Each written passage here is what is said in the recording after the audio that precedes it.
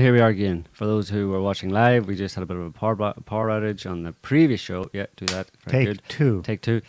So we're restarting. So I don't know. Maybe it's a sign of times, sign of things come. Well, my first thought was take that, Putin.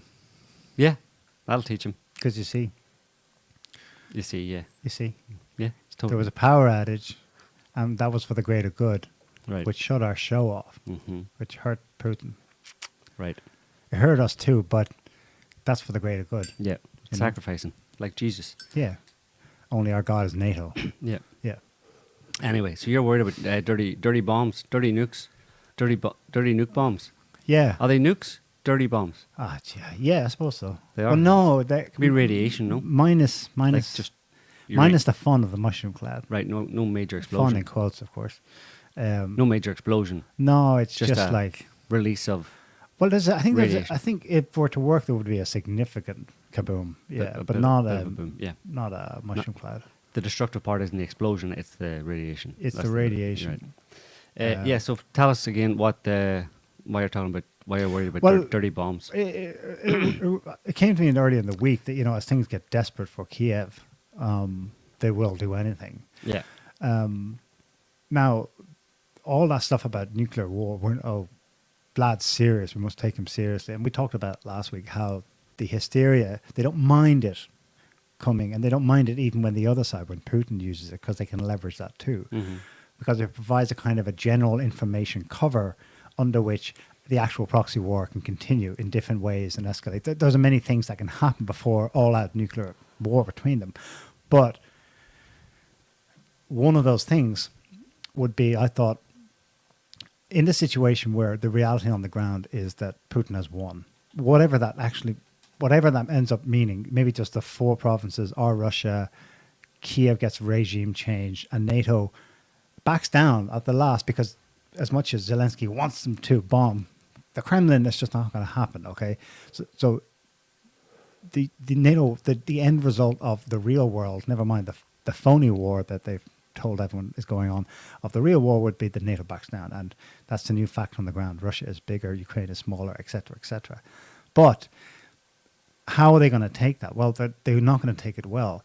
Ideally, they have to come out of it with a win of some form. And the thought occurred to me in the week before I even heard these rumors was that, well, they let Vlad have his victory, but it's so tainted. It's so tainted with horror, with the atrocity of death, of mass deaths, and just something beyond the pale, that there you go, Vlad, there's your victory. And it's tainted forever.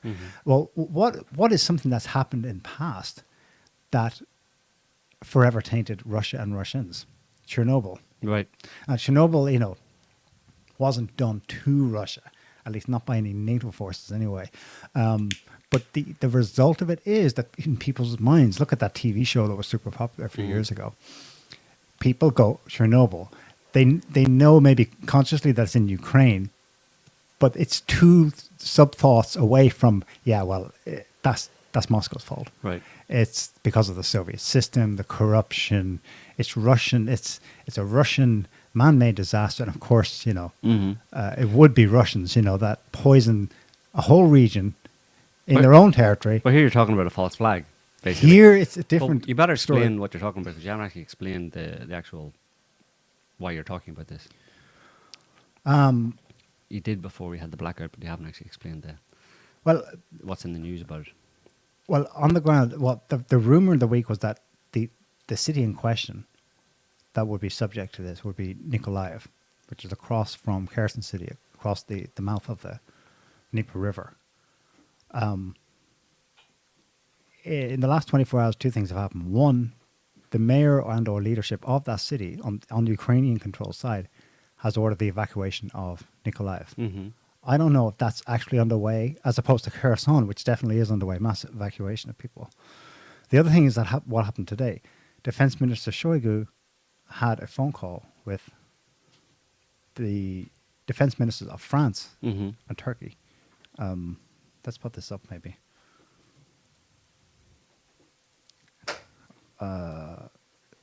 Scott, are you in a position to put a link up? I tell you what, you take your time. Take your time. I'll send it to you here.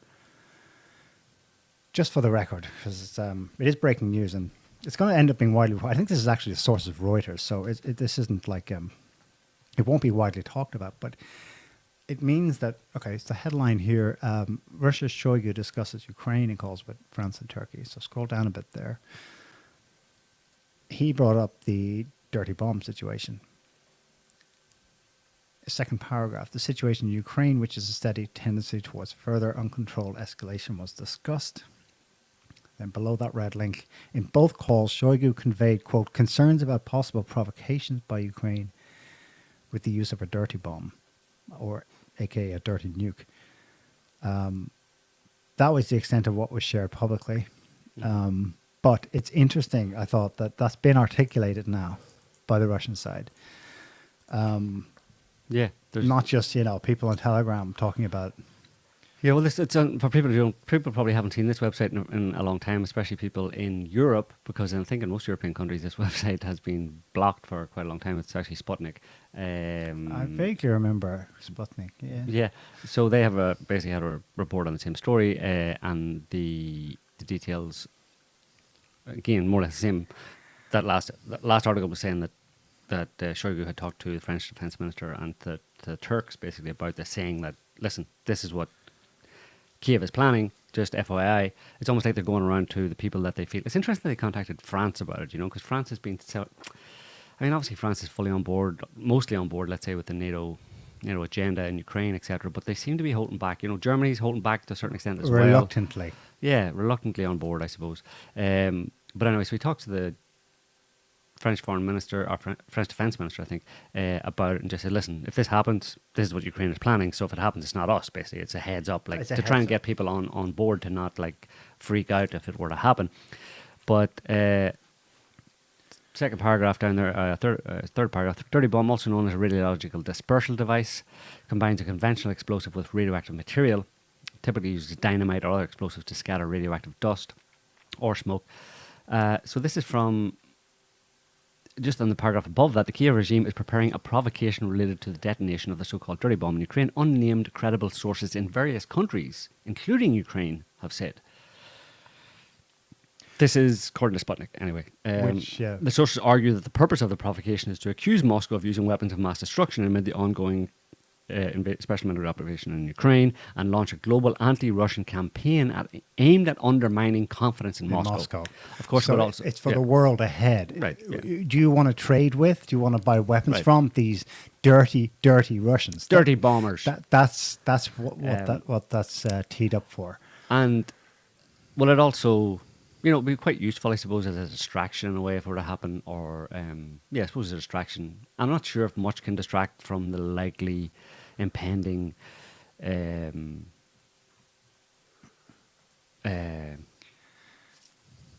defeat of the Democrats in upcoming midterms in a couple of weeks in the US, but it certainly would be something that would, maybe refocus the world's attention away or give them something to talk about. Listen, I don't know how it would directly affect that, but it would certainly be a distraction from them doing really badly in the upcoming midterms.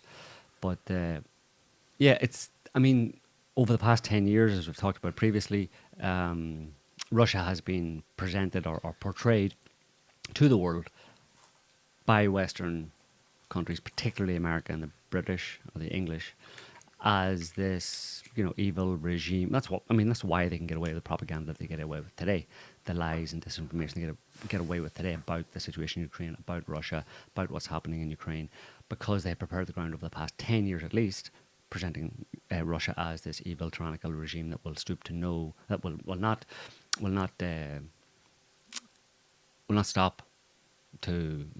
balk at stooping to any depths of depravity in terms of. Well, they never really give a good explanation as to why they do it. I mean, I'm thinking specifically here of the Skripals in the UK a few years back, the Novichok, the chemical agent that a couple of Russians supposedly spread around in Salisbury in England, and theoretically to kill civilians. Well, no, Skripal, who was a former. Right, yeah, it was an assassination. Yes, it was an assassination. Yeah, but there were several other people who were infected and stuff, and so there's that. Then there's the MH17, the shooting down of MH17 that was without any clear evidence, blamed on Russia. Putin killed my baby, blah, blah. So, Russia and Putin in particular have been presented over a long time, or portrayed over a long time, to the West as evil incarnate. So, or detonating an RDD, a radiological dispersal device in Ukraine would be par for the course. Like, I mean, there's everybody. Well, yeah, of course Russia did that because look what they've done in the past. Despite the fact that obviously there's no real evidence for any of the claims that have been made against them in the past. So, yeah. One other piece of data to throw in: Russian government did warn about Ukraine making a quote dirty bomb back in March. Off this Reuters as well. Let me put this one up. March 6th. Russian media site, an unnamed source, is saying that Ukraine was close to building a plutonium-based dirty bomb. The first paragraph there. Yeah. So we're talking about Nikolaev, whatever you want to call it. Just pull up Google Maps there, Scotty, so we can have a look at the actual. There's Nikolaev, south, eastern, central in the map there, and Kherson. So right now, you have the Dnieper River running down through Kherson. You have it also feeds Crimea, which is just further south. If you scroll out, zoom out a little bit, you can see Crimea.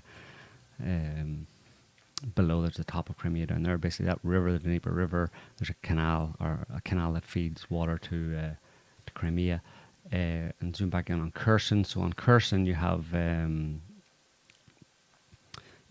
for the past 4 or 5 days, you've had the Russians evacuating citizens from that city, 60,000 supposedly, moving them basically eastwards to the right on the map, basically there, in anticipation, I suppose, of a Russian advance into Kherson and through Kherson. Of course, the Ukrainian media and the Ukrainian Twitterati and the NAFO people on Twitter and stuff have been saying that the Russian evacuation of citizens from Kherson is a prelude to them evacuating themselves as well, to basically abandoning Kherson and giving it up to the Ukrainians, right? Which is, I mean, the level of, copium that those people are snorting, or the level of illusion that they willfully engage in is bizarre. I mean, it should stop amazing me. It should have stopped amazing me at this point, but every time I, see the Twitter accounts of these people, I still can't decide whether it's, deep delusion, or whether they're consciously doing it because, like I've said before, they see it as part of the war propaganda to deliberately spread disinformation in order to try and keep everybody buoyed up, basically keep the Ukrainian people, the Ukrainian military, and the West all buoyed up, as in like we're winning, Russia's losing, even though when there's the evidence for that is exactly the opposite. They keep saying the same thing, and I'm like, it's just, I don't know, are they that deluded, or I don't know. I don't even want to try and figure it out, but it's bullshit anyway, obviously, for the most part. Yeah, so, and just go back to the map there. So Nikolaev is, where did it go? To the upper left there. Upper left. So so supposedly now Nikolaev is where Shoigu and these other sources have said that Ukraine might be planning to detonate a radioactive dispersal device. Shoigu didn't specify that city. Oh, he didn't, but people have been saying, basically the unnamed sources have been saying that's maybe a likely place. And interestingly, the Ukrainians are reportedly, or have, actually the mayor of the town has urged I see no follow-up people to leave the town. I see no follow-up about it. Right. So, yeah, it's vague, but we only have a few little things. But we've got Shoigu's statement, and when I thought about it in the week, I thought that is, as sick as it sounds, that is a logical escalatory tack to take. And given that it's been publicised now, at least, of course, none of the Western media reports on any of these statements by Shoigu or anyone else, or any other media, any other, like Sputnik or anyone else. None of the Western media reports that that this claim has been made that it would be Ukraine who would be Ukraine's planning to detonate some kind of a radioactive device. But I think that it's out there enough, at least on social media and stuff, at this point, that it would be hopefully unlikely that they'll do it. I mean, you have to hope that that level of exposure would stop them from, or at least make them think twice about going ahead and doing it if that's what they're planning to do. But we'll see. I have another report here. This is David Petraeus. Remember him? Raised his head this week to say something. Can you put that one up? This is RT reporting on, but I think he was interviewed by France's L'Express Weekly on Saturday. So this is from yesterday. Okay. It's fight and talk. Look at the headline. U.S. could directly intervene in Ukraine. Mm-hmm. I mean, I don't think so. I think it's just, bravado. But the scenario he describes that might, he says, tip America's hand is interesting. Because he says Washington might form a new coalition of the willing. Well, that's the first bit of interesting data. Forget NATO, because they know they won't have NATO unanimity. Just like back in the Iraq War. Coalition so of they the willing. created a coalition of the willing. Well, whoever wants to come with Will us. that include Micronesia? They were part of the original coalition of the willing, Micronesia. It'll include Poland, I can tell you. So that's the first, signal of we're going outside the normal institutions, even though NATO isn't a normal international institution in itself. That's the first thing. The second thing, the paragraph below that, Russia could take some actions in Ukraine that would be, quote, so shocking and so horrific that it would prompt a response from the US and other nations, he said, adding that they, quote, might react in one way or another, but as a multinational force led by the US and not as a NATO force. So Iraq Redux. Iraq Redux. Iraq yeah. part 2.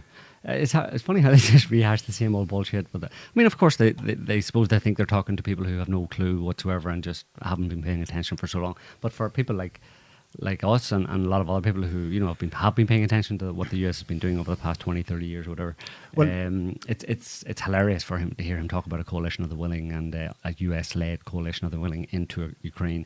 It just it didn't work in Iraq, dude. It wasn't a good idea. Well, Nobody liked it. It tells us something. It tells us that they know they don't have full NATO support for Right. going to the next step. Right, so it'll be the US, it'll be Poland, like- and Micronesia. They've gone from F the EU to F NATO. Whoever will come with us. Yeah. Vanuatu Vanuatu, and the Easter Islands, Poland, and Estonia. and Faroe Islands. But the thing there was that what he was setting up, the red line in the desert, remember, around 2013, was Russia could take some actions in Ukraine so shocking and so horrific. So he doesn't mention the dirty nuke, but that... What else I had does he that. mean? Well, he might mean something else. They might be talking about... The dirty nuke thing could be on the wish list, but not the most realistic thing coming But what up else next. could be so shocking? The dam further up the river, hence the Right. massive the General Okay. Suvorovkin, the General Armageddon, explicitly cited it as the reason, one of the reasons for mass evacuating the city of Kherson. The dam has been targeted this week. This is not the biggest dam, but a big enough one that it would flood the entire region and most of the city of Kherson. Even if they evac enough people, there are so many settlements still on the, from our perspective, looking at it above from the south side of the Dnieper River, it would still kill thousands of people, even with the evacuations that are currently on the way. That may be what he had in mind there. That may be a more realistic top of the list at the moment than dirty nuke. We may not be at that level of desperation yet that they would do something like that, but I think they are for real targeting this dam. With a view, of course, to blaming Russia for it, blah, blah, blah. Well, the Zelensky, or I think, I don't know if it's Zelensky, but someone in the Ukrainian government said that specifically that the Russians had been placing, they know Russians had been placing mines on that dam. Right. So it's like, it gets very murky here. We're deep into like false flag territory here, openly discussed false flag territory, and it doesn't seem to be a problem because, as most people should be aware anyway, that before now, false flags were solidly in the domain of crazy conspiracy theories, like the idea that someone would one state would carry out an attack and make it look like it was another state who did it, and then blame them for it and attack them or whatever. That's pure conspiracy theory. I mean, that's the stuff of obviously 9/11. It was around before 9/11, and the term false flag is actually historically valid in a sense, where it was an actual military strategy at times, but in the modern era it was pure conspiracy theory, probably because it was used with reference to 9/11. And once you try and say 9/11 was a false flag, i.e. it wasn't, essentially America attacked itself in one way or another, then you're like, oh, you're a social pariah, get out of here, don't crazy conspiracy theorists. But on the dam here, this is an instructive video, a little short. It's a GIF actually, I think. Yeah, the one on the right there, Scotty. Just click on it. You can expand it a little bit, or yeah, there you go. Okay, So that's the river, and then it just shows the flooding that would. That's a reservoir at the top, dams there, and that's Kherson, the flooding. XEPCOH. Yeah. That's the city. So at this point, like below in the black below where the numbers are, that's where Russian troops are around Kherson. That's where Russian troops are.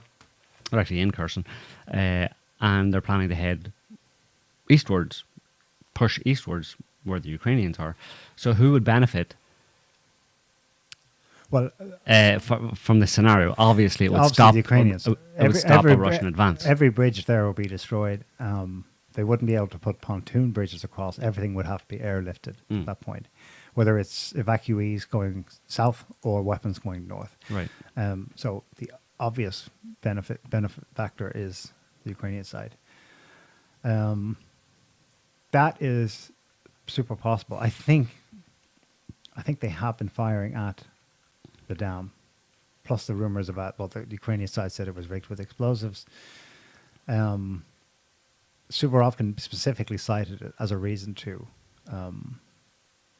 evacuate the city of Kherson. Mm-hmm. The Ukrainian side says the opposite. No, they're evacuating Kherson because, well, there's the idiotic version, which is because they're also fleeing troops and all. They're all packing up and going home and taking their stupid Russians with them. But the more serious Ukrainian version of it is, no, they're preparing a massive bombardment of Ukrainian forces that are outside the city. Right. Shelling. Okay. If you go back to that Twitter link, Scotty, just the main one, and scroll down, there's a picture of there's a hydroelectric power plant at this dam.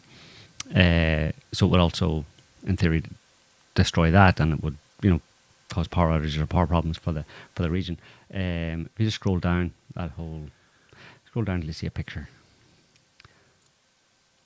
Show more replies. Oh, sorry. Maybe the show more replies just above.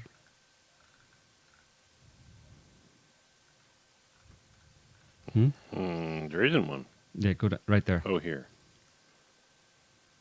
Nope. Why don't you have the same?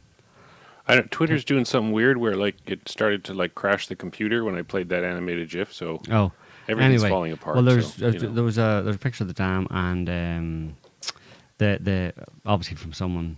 He's got a NAFO troll in his as his avatar. Russia's setting a stage for false flag attack on the Kharkova hydroelectric power plant near Kherson, likely to set conditions for Russian forces to damage the dam and then blame Ukraine while using the resulting floods to cover their own retreat further south into the Kherson Oblast.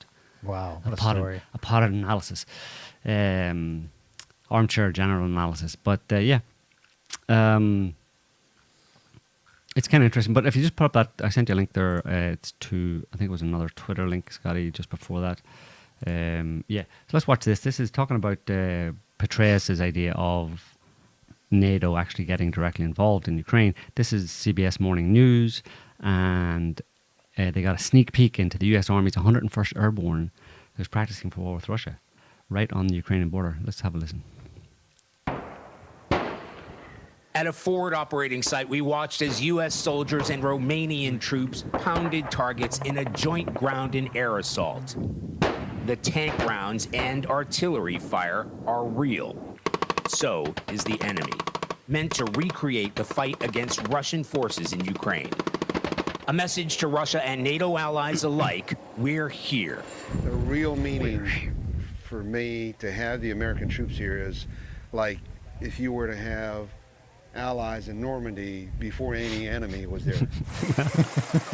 In all, roughly 4,700 soldiers of the 101st Screaming Eagles from Fort Campbell, 4,700. Kentucky, have been Screaming deployed Eagles. to reinforce NATO's eastern flank. You've had an Eastern opportunity to watch, observe, and possibly study the Russians. What do you think of them What so do you make far? of them? So we're closely watching them. So we're building Like a objectives hawk. to practice against that, Like a screaming replicate eagle. exactly what's going on in Ukraine. We're the closest American unit to the fighting in Ukraine. And what does that feel like? What does that mean? It keeps us on our toes, right? So it makes my Ready to fight tonight is a message that we've heard repeatedly. It's not just about defending NATO territory, but if the fight escalates and NATO partners are under threat, they're fully prepared to cross over into Ukrainian territory Fully if ordered prepared. to do so. Back to you in the studio. Oh boy. Charlie Dagger to fourth in Romania. Oh boy. Damn, that makes me feel good. Semper Fi. Semper Fi. Freedom. Hoorah! Freedom. We're the closest to the fighting, which is actually bullshit because there are a lot of Americans in Ukraine. in Ukraine already, yeah. That's hush hush. You know what I say that. That's top secret. Yeah, so it could happen, you know. I mean, the reason they're on the Polish border there, Romanian. or sorry, Those ones, there's more There's up more on the north, Polish border. So we talked last week about the amassing of Russian and Belarusian troops on the Belarusian border, north, you know, and maybe towards the west of Ukraine. So these guys, or the guys like these in Poland, may be there to, maybe a cause for them entering directly into Ukraine and therefore being in direct contact with Russian forces or under direct attack by Russian forces would be if Russian and Belarusian forces were to move south across the Belarusian border to try and cut off, because we don't know this, but obviously the Russian government, the Russian military would like to cut off the supply lines from Poland and into western Ukraine that then feed the war directly with Russian troops in the further east. I'm sure they would like to cut off those supply lines, you know, in some way or other. But I mean, it's a difficult thing to do, right? But that's one of the theories as to what those troops in Belarus, the Belarusian troops have been grouping there. That's one of the theories. I mean, people are just left to come up with ideas or explanations as to what these movements of troops are for.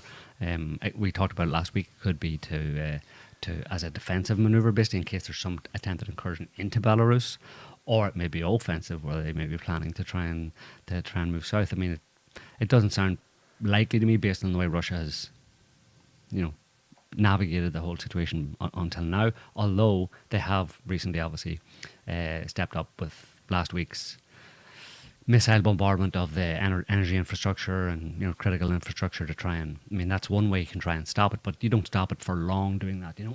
You really have to occupy these territories. You have to really, you know, have a direct impact on them with manpower and, you know, military equipment, basically, to really disrupt those The weapons coming in. transport lines. The Yeah. transport lines of weapons coming in from Poland through western Ukraine. And of course, the missile bombardment at the time last week, and it's been continuing on during the week. They've been hitting places in western Ukraine and around those areas where, you know, command and control or decision-making centers and organization centers and stuff in western Ukraine. They have been hitting those, and even up until yesterday and even this morning. But all of that came in the heels of the attack on the Crimean Bridge, and all of that was seen as a response to that attack on the Crimean Bridge. So it cannot necessarily be inferred that this last week of in fairly intense missile strikes on that across Ukrainian infrastructure, causing blackouts and power outages and internet outages, that you can't necessarily construe that as the prelude to some new, bigger, more active phase in the conflict, because it seemed to come as a direct response to the, you know what I mean? It's just you can see it as just punishment for the attack on the Crimean Bridge and nothing more. That doesn't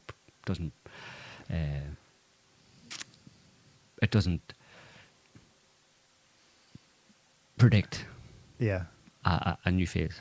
Yeah. So it's hard to know, which is why you have so many people just throwing canned analyses out left, right, and centre of what's Yeah. actually happening, when more than likely it's just going to continue on in one form or another, similar to the way it has been. Okay, maybe a little escalation here and escalation there, but it's almost like someone wants to. I mean, talking about the dirty bomb and stuff. There's motivation on both sides, both on the Russian side and on the NATO side, the American side, to bring it to a head. You know, to do something that is a kind of close to a crushing blow on the enemy, and bring this to an end, rather than let it. Because maybe the alternative is that it grinds on for another year, another 2 years, and over that span of time, the odds are more in Russia's favour if it just continues to grind. And I think that ultimately Russia can sit back and allow that to happen. Sure, they would like to be over sooner, but if they have to, there isn't as much urgency among the Russians, I think, to bring it to an end, because that slower, longer-term grind is ultimately in their favour compared to for the Americans or NATO. They're going to lose in that respect over a longer period of time, and that's why they would like to do something, anything, but they can't do a lot. You know, they're hamstrung in that sense. They don't want this direct contact between NATO and Russian forces because of the potential for escalation into World War III, quote unquote.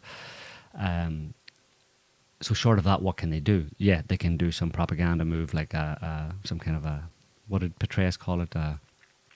Such a horrific or... Russia could take some actions in Ukraine that would be so shocking and so shocking, horrific. Shocking and horrific. That it would prompt a response from Right. the US. That's the best they have, basically, in terms of... The Americans have in terms of bringing this thing to an end or to a head. But is it going to work? Would that work? Because ultimately it's propaganda. It doesn't have any direct effect on the actual battlefield or the the progress of the war, who's winning or losing. It hopes to win the war through smearing, through propaganda. Did it have any effect in Syria? On about 8 occasions, they said, here's the red line.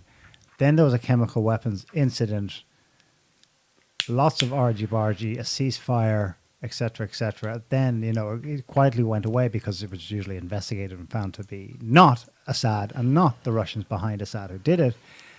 And then on to the next one and the next one. Did it ever have any real effects? No. Maybe it helped create enough space, in literal terms, space for the US to carve out the base at Al-Tanf in the south and their occupation of northeastern Syria. Mm-hmm. But in terms of the overall war, if you assume the primary aim was to unseat Assad, it failed, I suppose. Yeah, for sure. But it's all they know. It's what they do. Right. It's all they know. This all is the they've got. same kind of thing, but maybe on a much bigger... I suppose the brinkmanship is higher here. The risk of something happening is higher. Mm-hmm. The movement of troops, this I don't think anything really changed. They've always been in Romania. They've always been in Poland. But this publication of it, this sharing with the world, is a kind of propaganda counter to Russia moving 9,000 troops into Belarus. Mm-hmm. Okay, so he's showing what he can do. And now we will show the world what we've already done, but we'll make it look like we just arrived or something. So it's brinkmanship. Zelensky is now daily calling on practically every chance he gets on NATO to nuke Russia first. In his latest one, he says, strike the Kremlin as a retaliatory measure if Russia strikes the president's office in Kiev. Right. So if they kill me, you must kill him. More insane ramblings from Kiev. The Ukis are still able to shell Belgorod across the border into Russia proper. So for all the incapacitation, if that's the word, of Russian energy infrastructure, they're still able to do things. The Ukrainian infrastructure. The other big... NATO says, it's nothing. This was just a scheduled event, but it's an escalatory signature. They did strategic nuclear exercises in Europe this week. Mm-hmm. Maybe we'll put this one up. Operation Steadfast Noon, in which NATO, the US, basically, together with some Western NATO countries, rehearsed dropping nuclear bombs in Europe. Mm-hmm. Look at the headline. Well, in fairness, this is the World Socialist website, so they would maybe put that gloss on it. Mm-hmm. U.S. rehearses dropping nuclear bombs in Europe. That is what it is. It's a much more truthful version than anything you'll see in the mainstream media. They do this every year, though. They do? Mm-hmm. Okay. Working out of Belgium. But it's the kind of right. They today- say they don't use real nukes in the drills. So the planes aren't Right. actually equipped with nukes. But who knows? nevertheless, it remains the fact. It's a reminder to Russia that the U.S. has nuclear weapons all over Western Europe. I don't know to what extent they have them now in the Eastern NATO members, but Mm-hmm. probably a lot. They probably do. They probably have moved capacity. This was if you remember, the last thing that happened just before Putin declared this special military operation was Zelensky coming back from Munich saying, I've been talking to our friends in the West, and they're like, Ukraine should seriously think about getting some nuclear weapons. Mm-hmm. And with all the stuff about NATO, how they wanted to de jure join NATO, and de facto they were participating in NATO exercise. NATO had trained their troops for the last 8 years and so on. The Russians were like, I mean, you're talking about bringing all your capacity, including your nukes, up to the Donbass, for God's sake. Like, that was the straw that broke the camel's back. Mm-hmm. It usually is something nuclear that makes Right. major events happen. Yep. Yeah, but that's not. I mean, it's amazing that isn't told in the Western media. It's just I can't get my head around it because they're just a bunch of liars and ideologically possessed Westerners who in the media who do not care at all about the truth and will spin the truth in whatever way and come up with a lie basically and propagate that as the truth simply because it's their team, and they it's kind of disgusting to me anyway. But as a little, do you know Professor Jeffrey Sachs? Yeah.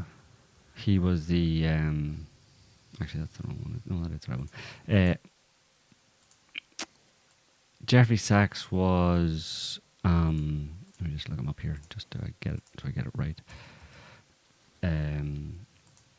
He's an American economist, academic, public policy analyst, and former director of the Earth Institute at Columbia University. So he's basically about sustainable development, economic development, and an end to poverty. So he's a liberal, basically, but he's been quite outspoken about he's basically been telling the truth on social media about the situation in Ukraine. And here he is. If let's just watch this. It's kind of funny at the end in particular. He's at the Athens Democracy Forum, which is in cooperation or in association with the New York Times, and he's on a panel with a Swiss dude and a Polish guy, I think. So Athens Democracy Forum, don't know what the actual topic of it was, but he's just holding forth here on current situation, America in particular. And it's moderated by Stephen Erlanger, who's chief diplomatic correspondent in Europe for the New York Times. Have a listen.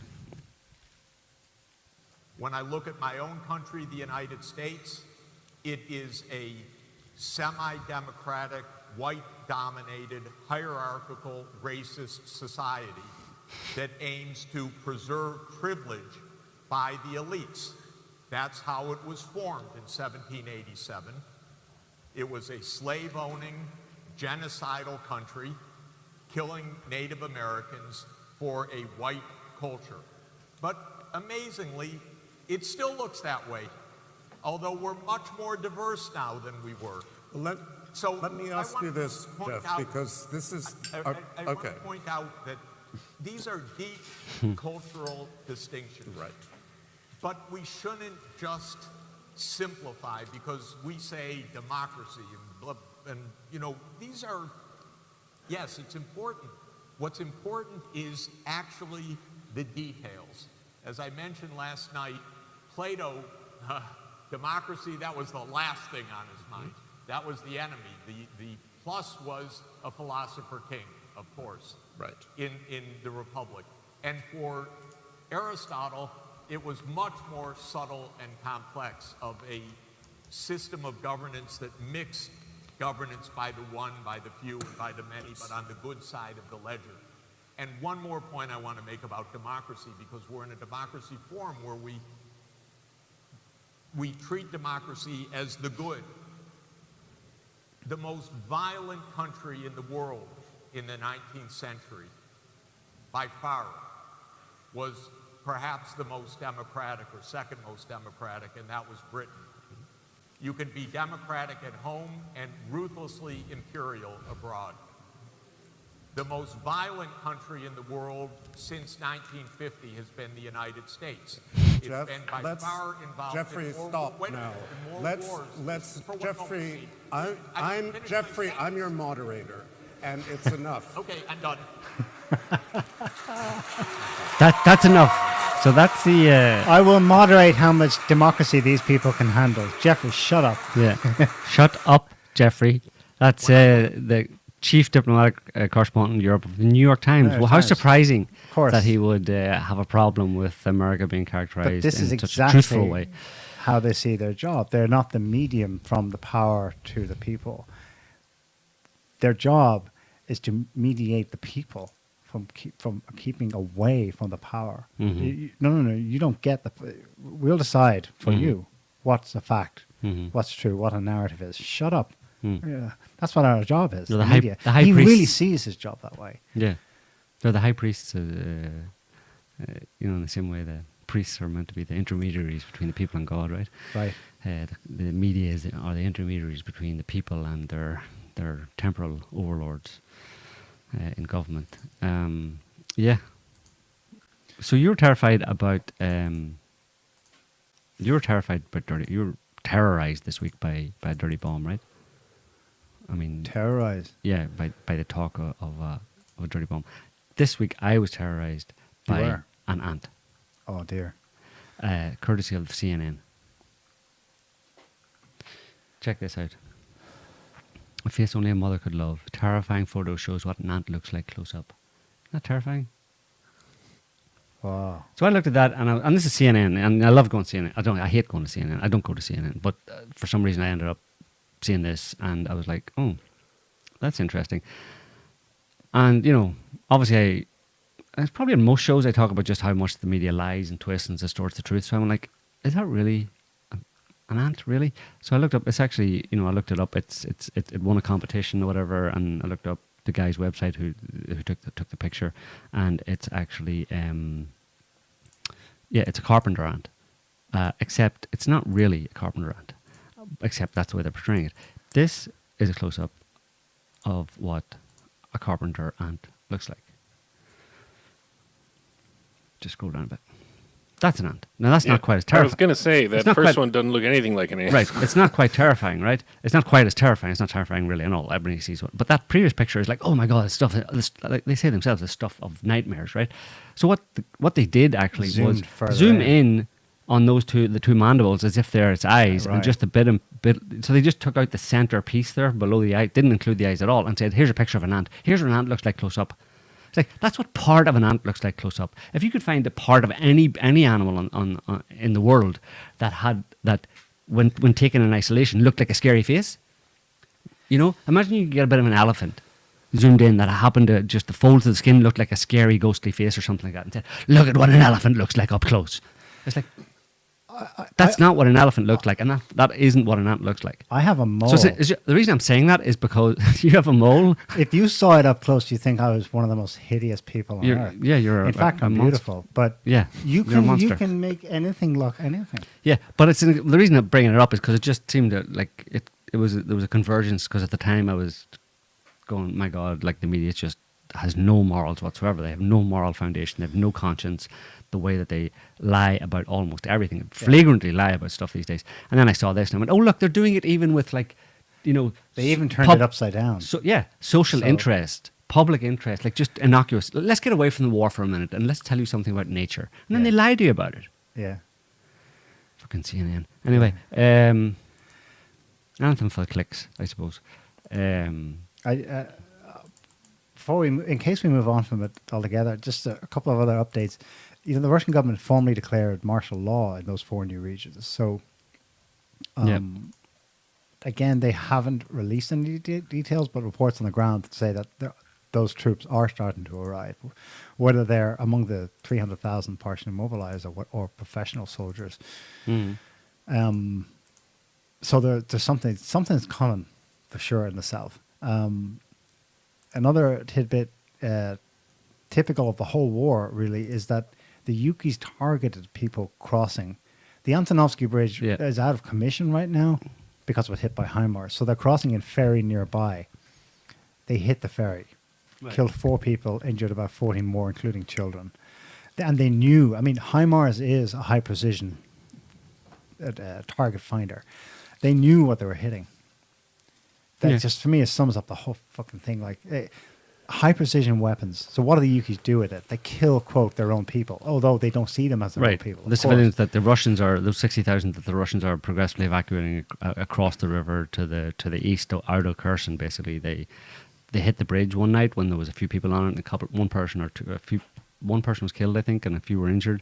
And then, like you said, they hit the ferry that they were using afterwards because the bridge was not that it was necessarily damaged beyond repair, but it was too dangerous that they would do it again. So they tried to use the ferry, and then they target a ferry. And this is evacuating civilians out of a war zone, and the Ukrainian military is targeting them. Well, And I would add that HIMARS only works. Apparently, this is not the expert on this, but I'm hearing that HIMARS only works in anywhere close to the Russian-controlled portions of Ukraine, east and south, thanks to Elon Musk's Starlink. Right. Starlink is not just providing ordinary civilians back in Kiev with the ability to access their Instagram channels. It's providing HIMARS with the connectivity to do what it's doing. Of course, Elon Musk has been in the news recently as, peace, seeking peace. Is he not aware? If he is the best of us in the West at the high level, as a businessman, whatever, but trying to broker peace, is he not aware that he's directly involved in killing civilians? Just that He's kind murdered. of anecdotal thing just underscores how sick the entire cause for the West is in this. And even when you're pro-peace, you're actually it's a very it's like what Sachs just explained there with democracy. Yeah, we have democracy, but there's a big asterisk next to it. Anyway, in other news, the Crimean Bridge is fully repaired and reopened. Like, that was what, 2 weeks, 3 weeks? No, it's not fully repaired, I don't think. No? No. Well, they've started running trains back across. Yeah, on the train lines, yeah. But they're still Okay. the section that fell, that collapsed there, that's going to take sometime in November, I think. What about, isn't it funny? Go ahead. One last thing. You were talking about France earlier, and, its reluctant involvement in all this. So, yeah, France is like, why on earth are we paying 4 times the price of gas to the Americans? Right. Their economy minister also elaborating on what Macron just said there by saying, the outcome of this war cannot be that we've just switched from Russian dependence to American energy dependence. Clearly articulating that he sees that that's where it's going and he's unhappy about it. But then Macron is getting up there on TV. It was televised in some format, announcing that France will train 2,000 Ukrainian soldiers on its soil. Yeah. We hate to do this. We hope for peace, blah, blah, blah. Here we are, not directly involved in the war, by getting directly involved in the war. Yeah, well, it's interesting. It obviously doesn't make the connection. Just throw that one up there. It's just from Yahoo News. It's Emmanuel Macron slams US trade and energy policies for creating a double standard with Europe as resentment builds over the economic price the continent is paying over Russia's war in Ukraine. Oh my God, there's so much in that statement. It's like so distorted and twisted. Like, Europe is paying an economic price because of Russia's war in Ukraine, but that economic price is being imposed by America. And basically Macron's gripe, and it was a public gripe, is that they're paying 4 times. France is being offered, because France in league with the EU, at the behest of America, it seems, has cut itself off from, or is progressively cutting itself off from Russian gas and possibly oil, and therefore is having to look for gas elsewhere. And it looks, one of the primary places it looks is America to replace cheap Russian gas. It has to look to America for or American LNG, which is more expensive. So you expect to pay a lot more for it, which is, why would you do that? I'm going to cut off my cheap supplier and look for a more expensive one, because democracy and because freedom isn't free, Joe. Because freedom, and but even so, he's complaining that even though LNG is much more expensive than Russian gas, cheaper Russian gas, for example, America is charging France 4 times the price that it sells it in the US. Domestically, in the US and possibly even other markets. And 2 other markets. Well, of course, you can specify whatever price you want for your product, and especially if you've got a kind of captive audience in a certain sense, or customers who are really desperate, who don't have many other options.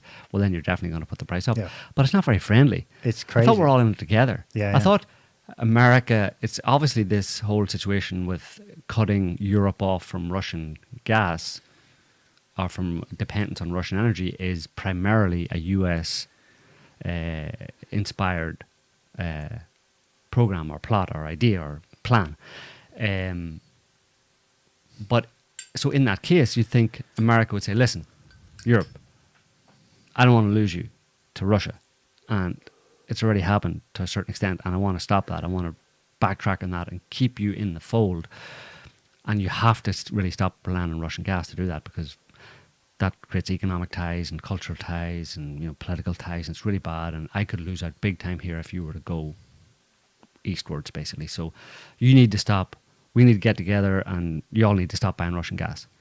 But let me assure you that I will do my best to supplement the shortfall, or to provide what's needed for when you do this, for me, ultimately for America, because you're doing it for America. You're cutting off your nose to in order to help America to give me what I need and what I want, which is my existential desire to remain a global hegemon forever.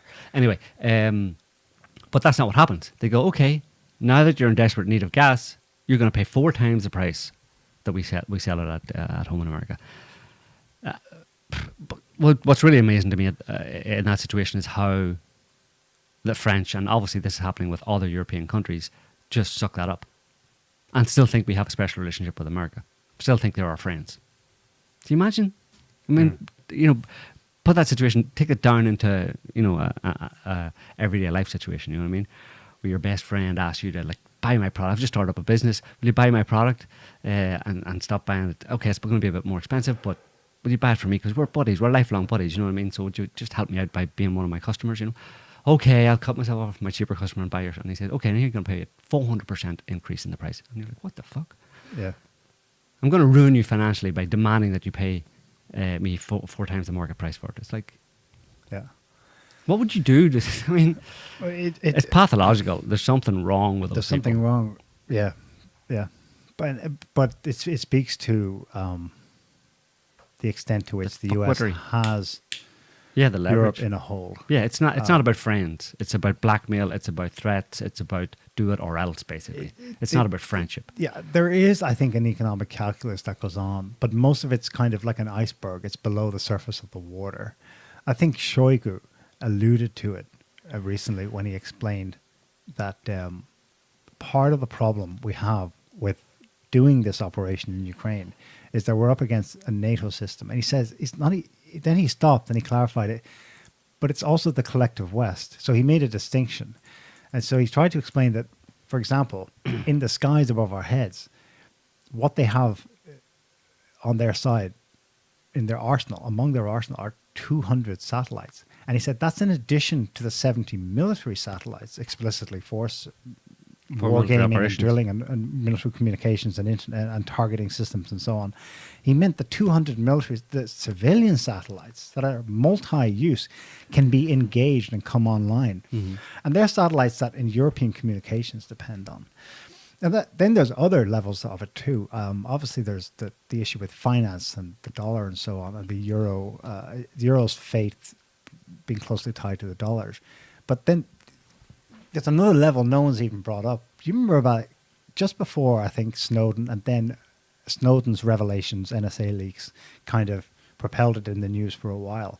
But I remember just before, there were a whole string of reports, like 2011, 12, 13, about strange Trojan viruses being found in critical computer systems from Poland to Germany to Japan. And they're like, Medical what the hell services. is this? And then they investigated a bit and they thought, Jesus, this thing could knock out. It kind of behaved a bit like the Stuxnet thing that the Israelis targeted the Iranian critical infrastructure system with. But that these things were just sitting there latent. Waiting, and then they were discussed a bit at the time, and unnamed sources said this smacks of industrial sabotage. There are viruses in our systems that could be activated, could be used against us if we don't play along at any time. And then Snowden, one of the Snowden leaks had an explicit scenario, I think, where the leak was a kind of a PowerPoint presentation. I couldn't find it in time for the show, but it specifically was a game they'd set up where in Japan, the Trojan viruses would be used in the event that Japan didn't play ball about something geopolitically. They could knock out all their hospitals, would go in the dark overnight. And whatever goes on, they either let them know in some way that this is possible, or they test it and then leave a signature, and then the intelligence services of our friendly countries figure it out, and they go, holy shit. Yeah. Well, now Merkel or whoever the leader is at the time meets Obama or whoever, and this has all been communicated ahead of the meeting. So at the meeting... Well, communicated, understood by the intelligence agencies and communicated up, or not down in a certain sense to the government, and the government then knows what it has to do, which is play along. Whatever America wants, America, you say yes, sir. When they say yes, jump, sir, you say how high. 3 bags full, sir. Yeah. On the American mission, whatever it is trying to achieve here, you joked that it was just to uphold America's, what did you say? Don't know. Hegemony, basically. Hegemony. General of the Joint Chiefs, Mark Milley, this week. On General Armageddon. America's General Armageddon on General Ukraine. Mayhem. And why Ukraine? What the hell? Here he has an explanation for the people as to why Ukraine. This fight is not just in Ukraine's interest. It is in the global interest to protect, as the Secretary pointed out, the rules-based international order. And that is our purpose that has been given to us, the uniformed military, from our civilian leadership, which is to uphold the rules-based international order that was established some 80 years ago at the conclusion of World War II. Boom. Pax Americana. Yeah. World War II. Our rules. We set the rules in 1944-45. You follow them. And that, maybe now's the time for... Well, there's a little book I was just reading. It's not a very long book. It's maybe 200 pages or something. It's called... put the camera on me, will you? It's called National Security and Dublin Government, and it's by a guy called Michael J. Glennon. And I haven't read very much. There's only not many pages, but I got the general gist of it. Basically, he's saying that in the aftermath, right after Second World War, Truman government, there was a switch over to Truman basically set up the CIA, and mostly under Truman, the CIA. He didn't set. Harry didn't have much to do with it. Didn't really set them up. White House doesn't do much. Hasn't done much since then, with the exception maybe of Kennedy. The Dulles brothers, probably. Right. Set up intel agencies, CIA, NSA, NSC, BA, blah, blah, all the ones that were set up then. And they were set up basically as they're called, in general parlance, they're called, among historians, they're called the efficient government, as compared to the kind of honourable or noble government, which is the idea of, in the UK it was the honourable or noble government was the king, right? And then after that, the king and parliament, let's say, so absolute power rested with the king or the monarchy, and then his kind of the people who fulfilled his orders were the government in the UK, Parliament, and the various branches. In the US, no monarch, obviously, but the White House, the judiciary, the legislature, the Congress. That's noble government, right? But the problem is that it's very inefficient. It doesn't work very efficient. It doesn't get the job done as quickly as possible. So it was, and especially in light of the reason it occurred supposedly with the Truman government was because of the Cold War, the Soviets, the war for democracy and freedom and capitalism, whatever. So they set this up as was set up. They didn't set up again. The noble government didn't set it up. It was set up by persons unknown, basically, who set it up themselves effectively, and was just signed off on by the administration to be much more efficient in terms of running government, because it was understood that those traditional branches of government weren't very good at actually running the country. So we need separate lay, if you want, administration. Primarily a permanent administration, right? A permanent, unelected bureaucrats, basically, and intel type people who would do things much more efficiently, and would, so it switched around rather than them, the government, the traditional government, taking decisions and then having other people enact them for them. It was the other way around. Basically, they just signed off on stuff that and again that's become in more recent years, it's the secret government, right? Or it's the deep state, or it's the Washington establishment, right? There's just... and is that explicitly understood, that it would be the other way around? That it would be the NSC, the National Security Council. That's the way it happened. That would bring the decisions to the White House. Mm-hmm. Yeah. Yeah, and they just sign off on it. The White House is, at this point, certainly it's just ceremonial in a certain sense. It's public relations. The White House is public relations. Yeah. It goes in a few different things, but there's a couple of quotes that I got to at this point in it. So this is, let me see. Well, there's one about he says, well,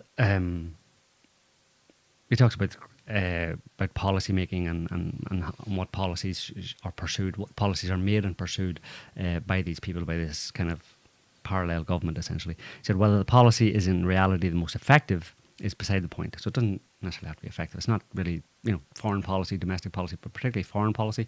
It's not about it being effective or having any, point or rational point or logical point. It's the appearance that matters. And in appearance, the policy must seem hard-hitting. And that reality permeates national security policy making. So again, national security state is another term for this grouping of unelected career intel type people who effectively run the show behind the scenes and have done for a long time, have done really since the end of the Second World War. As Millie was just mentioning, they created the rules-based order. They're the ones who are enforcing the rules-based order. And then, so there's another one. This he quotes Bob Woodward, who was at a meeting with Obama. And they said Obama sat down with 18 top advisors. Again, these are people who are known as advisors for the second meeting of the Afghan-Pakistan Strategy Review. And Obama says, "Is there anybody who thinks we ought to leave Afghanistan?" Everyone in the room was quiet. They looked at him. No one said anything. The incident was unexceptional. And this is Bob Woodward then says, the dirty little secret here, a former associate counsel in the Bush White House called Brad Berenson explained, is that the United States government has enduring institutional interests that carry over from administration to administration and almost always dictate the position of the government takes. So again, enduring institutional interests. Interests of who? Interests formed by who? That carry over from administration to administration. Administration doesn't make any difference. Yeah, well, we heard Jeffrey Sachs earlier say that this is the enduring institutional interest of a privileged few. Right. Usually white, not necessarily though. Right. And then Neil Sheehan, who was a Pulitzer Prize winning Washington Times journalist, who he got hold of, or he published the Pentagon Papers about the Vietnam War. A colleague of his, also at the Times, recalled that he came away from that whole situation with the Pentagon Papers with one impression, and it was that the government of the United States was not what he had thought it was. It was as if there was an inner US government, what he called a centralized state, far more powerful than anything else. It had survived and perpetuated itself. It does not function necessarily for the benefit of the Republic, but rather for its own ends, its own perpetuation. It has its own codes, which are quite different from public codes. So effectively a Politburo that they know should not be, or they, for some reason, well, I suppose for freedom and democracy reasons, they must keep secret. Secrecy helps them, of course, to get their efficient running of things done. But it speaks to the kind of awareness they have that in the West we can't do what they do over there in China or in Soviet Russia, where there's the Politburo and it's explicit. They're known. Right. They publicly meet. There's no Politburo behind the Politburo in China. There might be informal cliques. I'm sure there are. There are factions vying for this and that. But this is a whole other. This is a formally institutionalized subset. Yeah. AKA Politburo in the United States. Yeah. Well, we don't do that. We're not communist, but it's ultra communist. It couldn't be like the term he used as a centralized state, heavily centralized. And it's so obviously it's more than that as well. It's also imperial. That was a sneaky twist they gave in calling it things like the National Security State, the National Security Council. The more honest and more frank designation back in 1945-47 when they built this, along with literally when they built the Pentagon, would have been the Imperial Security State. Right. For them, there's no borders. The world it's all one. And so 800 bases, some of them tiny, but still 800 bases around the world speaks to, and an administration and a system to manage. It's a global system. They do not, it doesn't end at US borders, and it hasn't for 80 years. And they've managed convincingly, until recently, to fool most of the people. Americans, Westerners, anyone. Yeah. That it's here come the Americans. What do you mean here come the Americans? They've been here all over the world since 1945. It has perpetuated itself, and it does not function necessarily for the benefit of the Republic, but rather for its own ends, its own perpetuation. And this kind of a national, if it's called the National Security State, and it is very much focused on security, that's the way the whole mind works, right? I mean, it was born, let's say, of the Second World War, or of the Cold War, Second World War and the Cold War, and it was all about threats and protecting, but really about dominating, about controlling the world. Of course, that would be the other dirty little secret. It's not about protecting America. It's about expanding America's influence and expanding America's control around the world. And in order to do that, you use the foil of threats, right? Because if there's no threat, we can just stay at home, right? But if there's threats, we got to go out there and meet those threats, which is a foil for expanding American control, hegemony, and perpetuating that over the whole world, the rules-based order. So I think you got it right the first time. This was born in the Second World War. Yeah, in the Second World War. The Cold War was ginnied up to make sure that the threats continued. Yeah. Towards 1944, they're like, here come the Russians. We're moving across Belgium and the Ardennes. Shit, the threat is about to end. So how do we keep it going? So, but that's what it's always been about, and that leads right into the war on terror, and Ukraine today, and Russia. Russia was the old threat. Russia's the new threat. China's the threat. You mentioned China and the Politburo, or not? Well, you mentioned Russia and the Politburo, but the Chinese. Oh yeah, did you see what happened in Beijing this week, Joe? Well, Jesus Christ! Again, the power grab. All I get, it was a power grab. I'm just inundated. I'm overwhelmed with bullshit from the supposedly objective mainstream media, Western media, that is tasked with telling people what's happening, what's going on. Like from ants, what they look like, to what's going on in Ukraine, to what's going on in China. And this week in China, according to the Telegraph, there's a photo There's a video as well, but according to them, there's a photo, because photos are better, because photo you can just encapsulate one moment. In the same way you can take a photo of an ant, or one part of an ant, and portray it as a whole ant, you can take one photo of an event, for which there's a video, but don't bother with the video, just watch the photo, because that's better for manipulating people's perception. The photo that shows the utter ruthlessness of Xi Jinping's quest for absolute power. So this is in the context of absolute power. So this is in the context of a week-long Congress in China designed to elect a new administration. Let's call it an administration. To elect a new government, let's say. A new shadowy secret government that's actually all over the news. Yeah. Or whatever. Anyway, so this guy... so the picture here shows Xi Jinping, you can see him there, having a good laugh at the fact that his predecessor, Hu Jintao, is being ruthlessly, brutally, unceremoniously dragged out of the Congress on the last day almost. I think it is the last day. Because China. Because whatever. But of course... Because he's a dictator. Yeah, because he's ruthless and evil. But of course... And all over Twitter, people were doing the same thing. So I first saw it on Twitter, and I thought, people on Twitter are stupid, right? Generally, just most of them are very, very stupid. They're like Pavlovian dogs, basically. Whatever they want to see, they see, and then they talk about it. But I thought, let me look in the media and see if there's a bit more sober assessment. And I got exactly the same assessment in the Western media. I'm like, what the fuck? And I'm like, and I looked at it, and I looked at the video, and do you have? I think this is it, yeah. So, and just the lack of journalistic integrity, conscience, morality, whatever. Just do your... sorry, is that the wrong one? Maybe I gave the wrong one. Do you want to show the first? No, there it is. There it is, yeah. Cold-blooded. This is the cold-blooded removal of the former... In front of the world's media, FYI. Look at him being dragged out there with a scruff of his neck. It's brutal.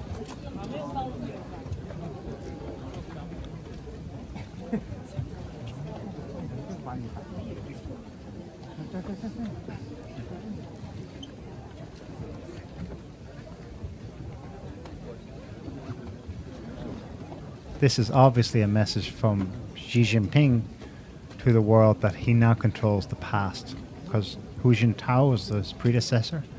And what did Orwell say? He who controls the past controls the future. So Xi Jinping is telling us all here through his brutal actions that he controls the future.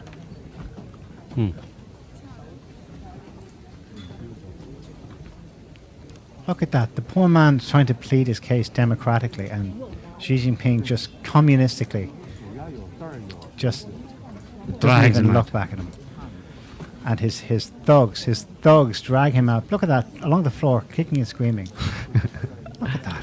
It's terrible. The brutality. So authoritarian, so Asiatic, so communist, so etc. etc. You can see 11.3 million views. Right. You can see my Westerners love this shit. You can see my comment underneath there to that person anyway.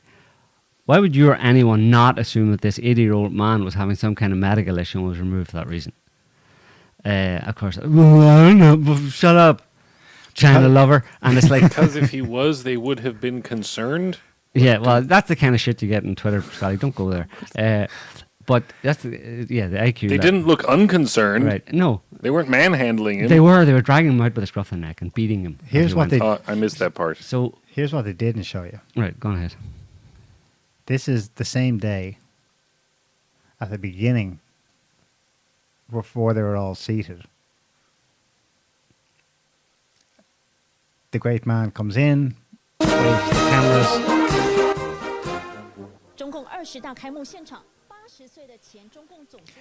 And that behind him is Hu Jintao Oh my God! They dragged him in, dragged him into and then they dragged him out. And look at Xu Jintao putting a hand in his back and asking him to sit. He didn't even he was want probably to be holding there. a gun. Yeah, he probably has a gun. If you look closely at that picture, he's got a gun in his hand, or he's got like it's like a little pen with a needle in it, and it's like a slow acting poison that he's So stabbing. the obvious conclusion from this is that Hu Jintao didn't want to be there, but Xi Jinping forced him to uphold, the continuity of the regime and thus his authority and moral order by having Hu Jintao dragged into the event. Yeah. Then, obviously, what happened was Hu Jintao started babbling something democratic that sitting next to Xi Jinping didn't like the sound of, so he clicked his fingers and his thugs came and dragged him back out again. Yeah. Right? Mm-hmm. The amazing thing is, you're blaming the media. I saw this all over Twitter before I saw anything on the news. I think people, without needing to be primed by the media, The media got it looked from at that Twitter. and right, the media is probably repeating back their to source. the Vox Populi is already so brainwashed when it comes to China, especially that's what they do. They immediately leap to like crisis actors land, and they have done this for years. Remember how COVID started? Now they were helped. They were helped by Chinese dissidents in the West, like the Epoch Times and people like that. People who are fervently anti-CCP. They were obviously going around collecting, picking up on the fear that was already spreading in China organically, so to speak, and finding any social media posts that were like showing clips from CCTV, whatever kind of footage they could get of people fainting, wearing masks and stuff, and spreading them in the West. And they got amplified in the West. And they went, oh my God, China's hiding something from us. Look at this. There's devastation. There's a Black Death in China. And they're not telling the truth about the plague that is the COVID. So, and they didn't really need much. There wasn't an expensive media NATO Infowar campaign to get that going. Westerners, for some set of reasons, a whole slew of them we could get into, organically went there. They got a lot of stuff on from their own media at the beginning. Here, when it hit in Italy and stuff, people were freaked out big time by it. Like, you know what I mean? Yeah, but that all was happening concurrently with what was happening in Europe, because it happened over just a couple of weeks. You know what I mean? So it all happened very quickly. But they were like, I mean, like we talked about that before. About why. I mean, the first things out of Italy in terms of COVID were that the military was coming in to remove bodies, right, from hospitals. Now, that to me was obviously that was a biowarfare operation that was put into action, because the government itself decided that, or the word on the street, let's say among governments, was that this was a bioengineered virus made in a lab somewhere, and therefore could be really deadly. We don't know the effects now. We don't know the effects yet. So let's just activate chemical or biowarfare protocols, and that just freaked everybody out. So governments at the start were freaked out to a large extent themselves. A lot of governments were freaked out, and that passed down to the media and the public and all that kind of stuff. But then when it all calmed down, or should have calmed down, and people should have realised, oh, this isn't really that serious as for the reasons we've explained many, many times before, they didn't calm down. They kept it going. But anyway, on Hu Jintao, there's a video I just sent you there, Scotty, of him coming in again later. So he was dragged in, dragged out, and then must have been dragged back in again to vote, because here he is voting. This was on the last day. This was yesterday on the last day, or was it yesterday or the day before? On the last day of the Congress when voting was meant to be happening, and there's Xi Jinping voting, and and Hu Jintao then comes up and votes as well. So he was actually allowed to vote. Forced to vote, Joe. Forced to vote. At gunpoint. There are a bunch of people voting. I think he's at the beginning, actually. Where is he? There he is, the second one. He was the second one voting. So all of this circus is how Western media, the Western population is informed, in quotes, about the fact simply that Xi Jinping has been re-elected for a third term in China. And is try terrible. not to choke.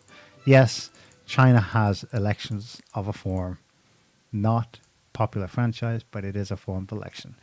So that now you're informed. You now know that Xi Jinping is entering his third term as president, chairman, whatever they call it, of China. But you know it in such a way that you know that it's a bad thing. Doesn't matter what you know about what's going on. All you know is you've been informed. You can move on to, Dancing with the Stars now. But you know all you need to know this week. China has a dictator who has ruthlessly grabbed power. Mm-hmm. Moving on, here's the weather. Yeah. And what about Iran protests? Isn't it strange how, it's pretty serious. Is it more serious than 2009? People were shot in the head then by mystery snipers. I think I remember it lasting less long than this. This is a month now. Well, all you need to know about what's going on in Iran is look what's happening in America. And what's happening in America is that one is a mirror image of the other. No. In Berlin, Washington D.C. and Los Angeles, on Saturday, which is yesterday, in a show of international support. Berlin, Washington D.C. and L.A. is international support for demonstrators facing a violent government crackdown in Iran sparked by the death of 22-year-old Masha Amini in the custody of the country's morality police. So I don't know if you've been following this, but there's video of this girl actually just collapsing. She just collapsed all her own. So it's one of those things where they just pick on one thing, one event. They're just waiting for one event, and then they take that and amplify it. And there's NGOs or different groups within the country. Well, it has a bit more meat to it, supposedly. The claim is that she had been roughed up previously during her arrest. Right. And the CCTV footage shows her afterwards, maybe the same day, maybe later, entering this place where she was sent to get a lecture on wearing the head scarf and so on, and how to behave, how to conduct yourself in public. Yeah. She's obviously nervous or sick or something because she faints on the floor and dies from something. Right. It has shades of China as well. Someone faints and dies. Tragic, I know, but suddenly protests. You can ignite a whole sequence of events. Right. That's how color revolutions are made, right? And of course, according to this outlet, probably got it from CNN or something. They're sparking solidarity rallies in the US and Europe, just like for Ukraine. All those solidarity rallies around the world for Ukraine as well. Yeah, right.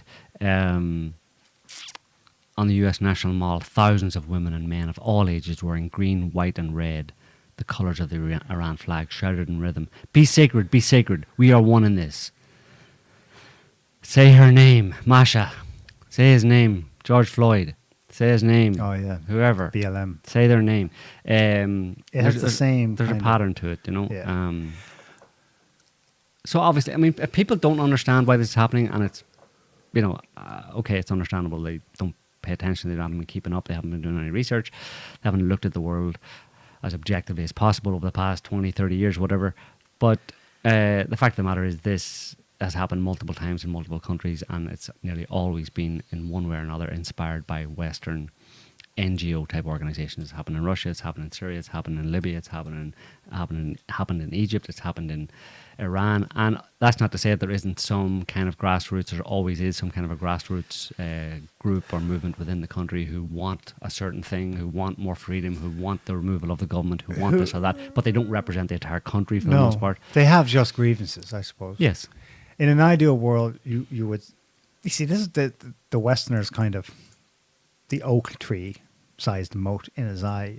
He would like to be an impartial observer, to be looking at Iran and going, that's fair, that's unfair. I can understand that. So you look at it and you go, there's no need to be so brutal about what someone wears, for God's sake. On the surface, like, us, the left, all agree with that. Really, that's heavy-handed. At the same time, you need to hold in your head the reality of how Iran's internal situation is exploited by foreign powers, not least Israel and the United States, who would fervently love to see Iran knocked down a peg or two through bloody revolution, which they've done twice already in the last 80 years, since the glorious beginning of the Pax Americana Millie just described. So the Iranian leadership of whatever faction or type, most of them, yes, are conservative types, but there's a Marxist lefty. They wear the thing too, but they speak like Marxists in Iran as well. The problem is that they would love to see the country liberalized a bit. Of course, but how do you do that in a climate where where America is the wolf at the door and it's had some part in this latest uprising of protests against the government or against whatever, where it immediately doctrine. sends weapons in, right, through its NGO networks. Iran has been arresting Westerners, by the way, and I doubt just on faulty charges of, you're talking things into the ears of our youth. I'd say it's more substantial. They have claimed that they've made arrests with weapons being smuggled in. Yeah. The sad thing is that left in a different world where America wasn't this predatory kind of wolf at the door waiting to, and actually, fomenting kind of unrest in different countries. And if that wasn't well known, or if it didn't exist, and obviously the fact that it does exist means it's well known by governments. The sad thing is that governments, like in the government of in Iran, they cannot give in to these protests because they know that they're infected with American political agenda, or agendas.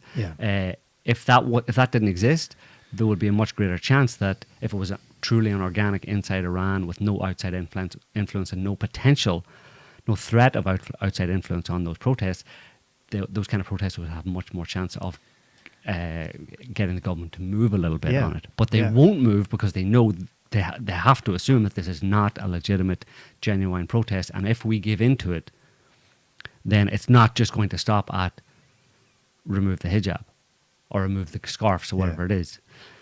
It's going to go much further. So it's actually America's fault. America is actually thwarting, in that sense, and preventing. It's getting in its own way. Democratic change in these countries that it claims it wants by playing the role that it plays. It's actually stopping it from happening.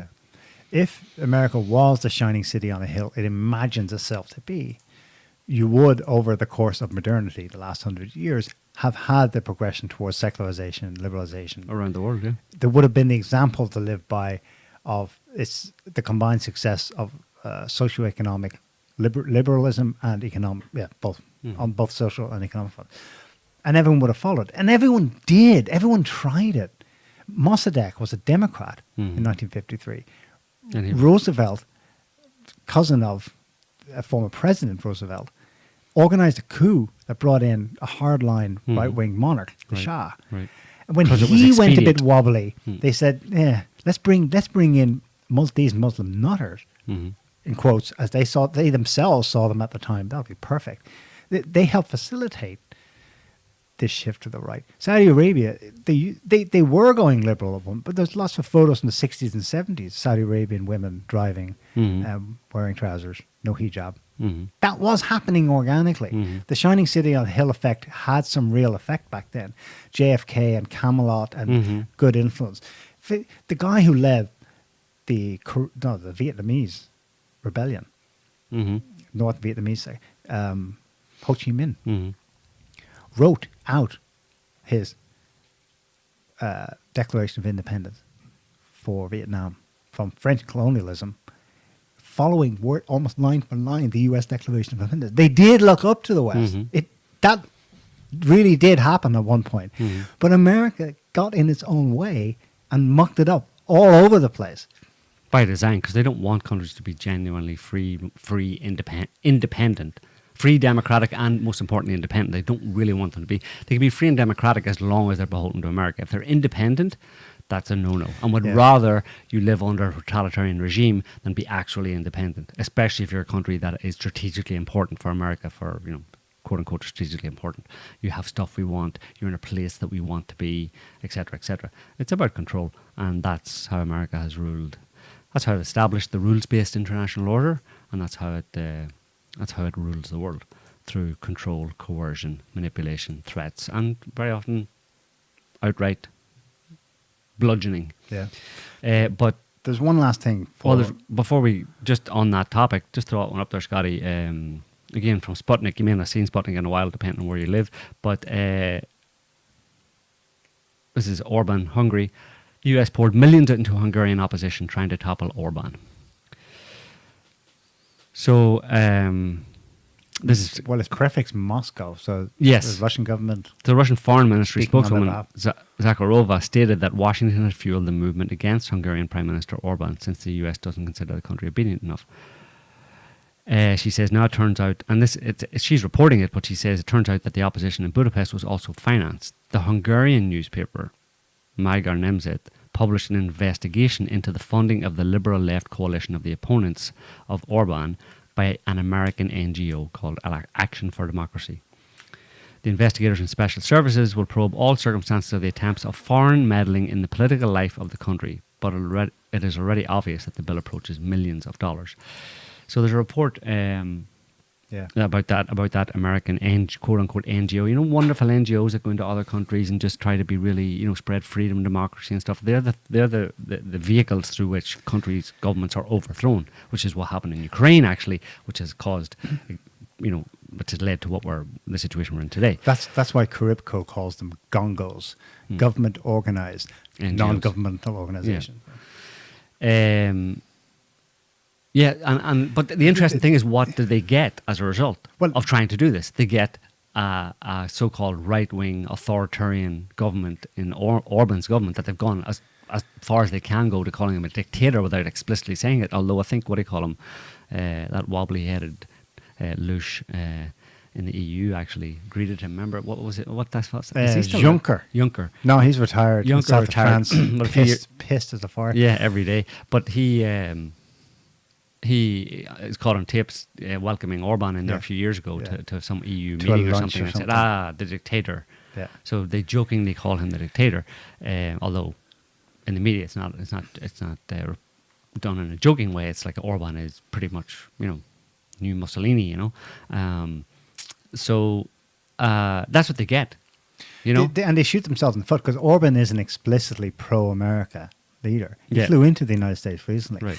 He's pro-Republican leader. That's not America. The thing is, there's two Americas, like there's two of everything. He flew in to meet Trump in Mar-a-Lago. He bypassed Washington. There was no state welcome with Biden. He went straight to Mar-a-Lago, Trump took him to a CPAC event in Texas.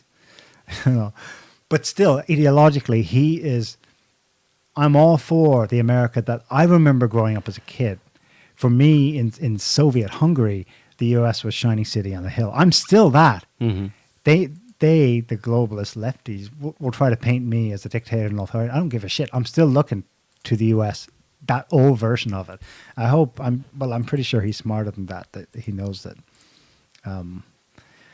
that's gone now. Or at least it's an idea that's potentially can come back. It tried to make a comeback with Trump, but it's probably, with Trump gone, it's probably a nail in the coffin to that version of America taking power again. Still, he's articulating what can be still. Yeah. You know, what was and what can be still. And, yeah. What were you going to say? Well, on Iran, there's one. Yeah. It's a leap, perhaps. It's not really. It's not probably the best defense for not agitating on behalf of the protesters in Iran. But given the global situation, when you see LGBT type protests and the progress they've made, such that in places like Peru, they're screaming for transgender rights. Mm-hmm. Iran too, if you're a mullah, if you're thinking, if I open the floodgates here, am I going to welcome in, okay, you don't have to wear the hijab, but we'll still have decently well-behaved people. There won't be increase in promiscuity. There won't be single mothers all over the place, and it won't just go to pot. Mm-hmm. Or is you thinking, no, there is no middle ground anymore. I'm looking at what's going on, not just in the West, but all around the world. There's no middle ground here. And it actually enforces in him, it's usually a him, I guess, no, we have to keep a lid on this for their own sake, because they're about to welcome in far more than just, liberalism 1950s style. Mm-hmm. They're going to get liberalism 2022. What part of, we had someone last night who's an Iranian living in America and was complaining about that situation, that he's having trouble explaining to his family members. His family members are all about pro-Iranian protests and change of regime in Iran, and he's trying to explain stuff to them and he doesn't get it, and he's wondering if there's anything the Iranian government could do, you know, to kind of give a little bit. But like you just explained, why they probably are very reluctant to do that, because there's no middle ground. You don't give a little bit. You have to open the floodgates and you get it all, basically, one way or the other. Or that's a distinct possibility.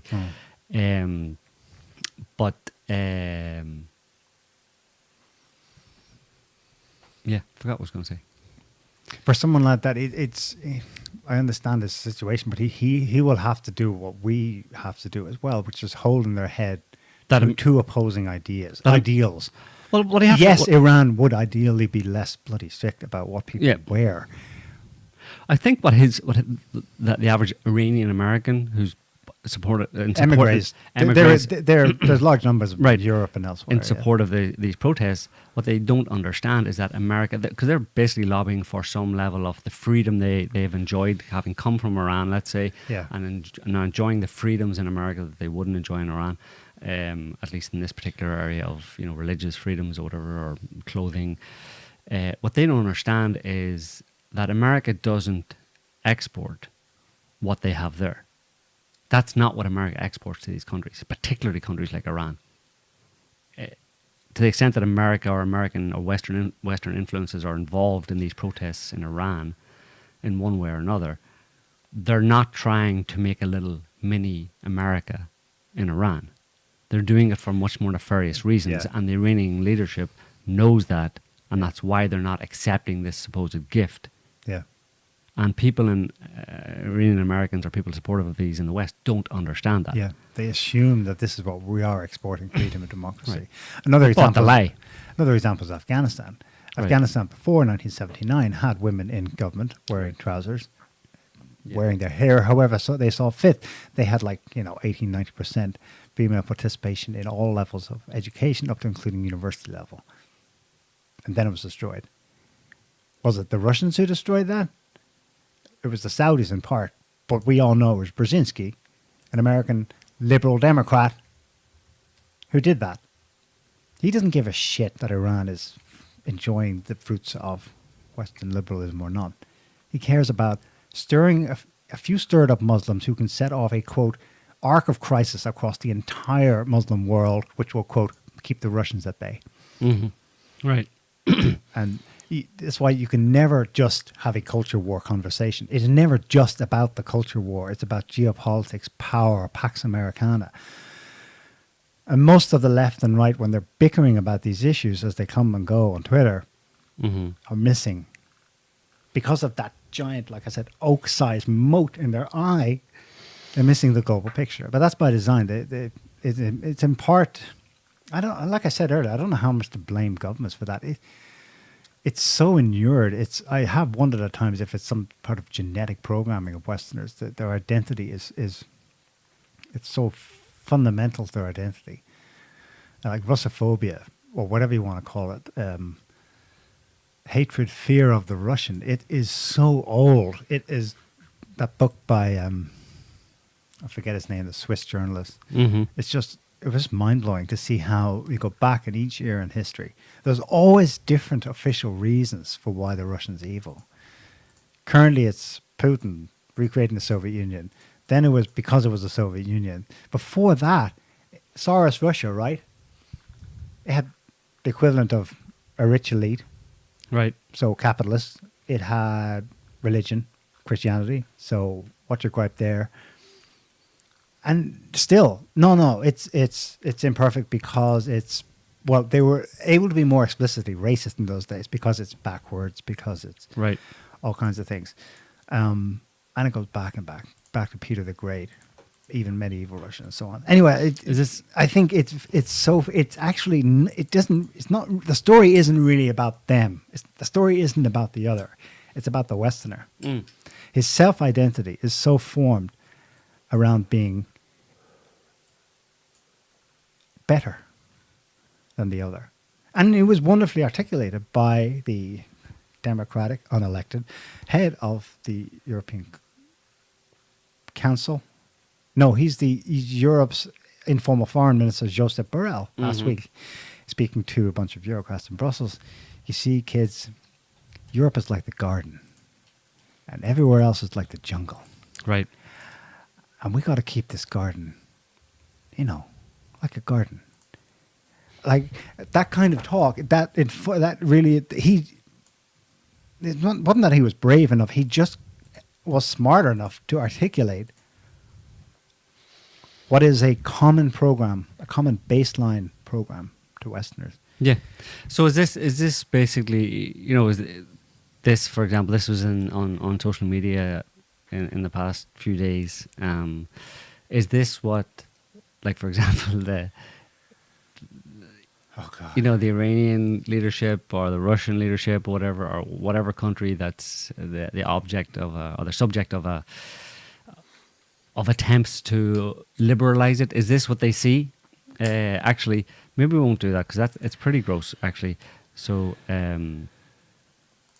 you can look it up yourself if you want, but we'll just do the headline. Don't we have? Isn't that yeah? Is that a picture instead? No. Why aren't you getting the picture? That's weird. Here, I'll give you the picture. Anyway, it's a clip from British Saturday Night TV or Friday, whatever it was. A popular talent show. It's on Channel 4, which is a major English TV channel, and it was some kind of a talent show or something like that. I won't play the video, but this gives you the lowdown on it, basically. And there, the audience is laughing. There's older people there. There's people with kids and stuff, and they're all thinking it's wonderful and funny and stuff. The headline for anyone listening: Moment transgender singer strips naked live on Channel 4 and plays the keyboard with her penis. So much freedom, democracy. That's what we want. And then in the video, you see the camera cuts to the crowd, and they're up on their feet applauding and laughing. Yeah, it's great. But that's what Iran needs, Bit of that. Well, you said you wonder how the Russians responded. Well, the Russian foreign minister, the Russian deputy ambassador at the UN tweeted out and said, wonderful to see Western liberal democracy on display, or something like that, or Western values. Okay, so one more before we wrap up from the oh my god archive. It's not even an archive. It's fairly recent. So, what would be, during the COVID era, the dancing... Hang on, I have to go back to my memory. Right. Yeah, okay, COVID, yeah. The COVID era. The dancing nurses and doctors that gave us all... The heroes. Nausea. The heroes that made us all a little bit nauseous. The ones that a lot of English people were coming out at 8 o'clock or 6 o'clock on a Thursday evening to applaud outside their doors when they were locked in their houses. What would be those people mixed with Extinction Rebellion? Extinction Rebellion, the crazy people who say that we need to they're blocking roads and the world's going to end in 185 days. Well, they're blocking roads and throwing stuff doing publicity stunts, basically, like throwing cans of soup on paintings. Cans of soup on Van Gogh paintings or replica Van Gogh paintings in museums. They're gluing themselves to art galleries, to paintings and art galleries. They're stopping traffic on roads and cities and all that kind of stuff. Saying vandalizing petrol stations. Yeah, we're all going to die if you don't, stop using fossil fuels right now. What would it look like if you combined those two groups together, the dancing nurses and the Extinction Rebellion people? Would it be something from your worst nightmare? It would be from mine, actually, if I had to listen to them for very long. But luckily we have a video, so you don't have to imagine it. Volume up. Prioritize the biggest risk. Fires run at extreme heat, but more than just our dancing feet. So come on you, fossil fuels, save planet with renewables. Come on kids, to pay the price, ignoring scientists' advice. Leaders should be ready to stop the planet, so we stay alive, stay alive. Cutting down a carbon to stop our body stopping, so we stay alive, stay alive. We all want to stay alive, stay alive. We all want to stay alive. So dramatic. At which point they were all dead. Play dead.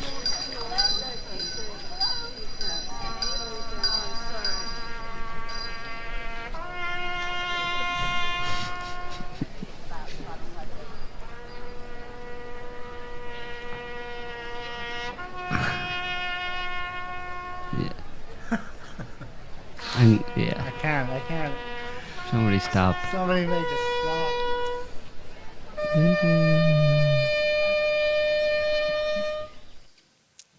Was he not meant to be playing like? Isn't it? It's called. Is it Taps? That's the theme from 2001: A Space Odyssey. Right. Anyway, but those people they just strike me as extremely kind of. They're quite naive, infantile, kind of very simple-minded people. I mean, well-intentioned, probably nice people, but just they're pacifists. You know, they're the latter-day ban the bomb. WND. What was it? Yeah, WND. Used to be ND, yeah, against nuclear bombs Yeah. and stuff in the 80s, and they would block. Not But that the- was a more worthy, like, there they were hystericized against the threat of nuclear Armageddon in the Cold War. So they protested at, and tried to sabotage nuclear installations in the UK, I know about. Maybe in the US a bit as well. But now, I mean, they've been hystericized into believing that the world's about to end because of fossil fuel use, warming the planet, and we don't have much time. We want to stay alive. We want our But they're grandchildren to stay going alive. to destroy the planet. Their by activism is actually actively bringing on what they're trying to prevent. that which they don't want. Yes.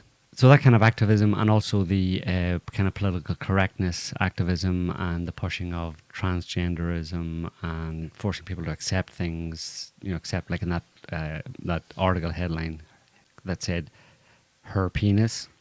Right. Not in quotes. People have to accept that as reality, and that trans women are women, even though they're actually men, and vice versa and stuff. There's I don't know who he is actually. His name's Theodore Dalrymple. Maybe he's English. I don't know who he is. But he wrote something, if you just throw it up there, Scotty, on propaganda and political correctness. He said, "Political correctness is communist propaganda writ small. In my study of communist societies, I came to the conclusion that the purpose of communist propaganda was not to persuade or convince, not to inform, but to humiliate, and therefore the less it corresponded to reality, the better. When people are forced to remain silent, when they are being told the most obvious lies, or even worse, when they are forced to repeat the lies themselves, they lose once and for all their sense of probity or honesty or integrity. To assent to obvious lies is in some small way to become evil oneself. One standing to resist anything is thus eroded and even destroyed. A society of emasculated liars is easy to control. I think if you examine political correctness, it has the same effect and is intended to." Very well said. On the money. Yeah. I think it might have been an MP or journalist and then became an author. It rings a bell. Yeah, that's super. So he's obviously referring to what he observed from Soviet era communist societies. And the Russians recognize it too. Russians today recognize what's going on in the West with the same flavor. Putin said as much many times. Yep. I just looked him up there just out of curiosity. His real name is Anthony Daniels. He's a doctor and a retired writer. Oh.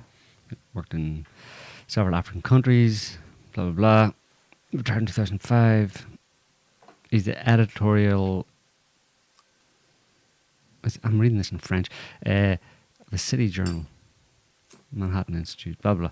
He's written for British Medical Journal, The Times, Observer, The Daily Telegraph, The Spectator, blah, blah, blah. Anyway, so yeah, that's the state of the world. What about the state of Britain? Liz Truss and all that. Core blimey. What the hell's going on there?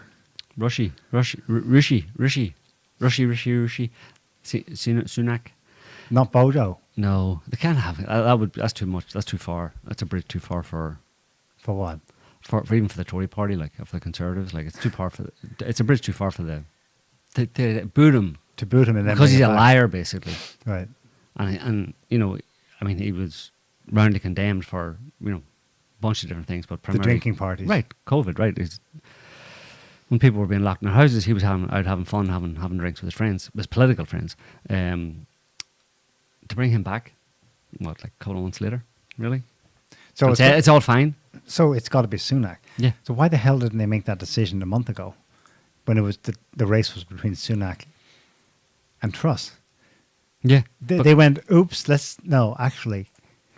Yeah, good question. I mean, It's mad. but I mean, Liz Truss is the Conservatives. Like, they always want any political party in the UK or the establishment, the national security state, the efficient government, the unelected bureaucrats who run the country in the UK always want the most pliable possible for a prime minister. Truss might have been too independent, too smart. No, well, I mean, officially, that's why she was picked, because she's so compliant.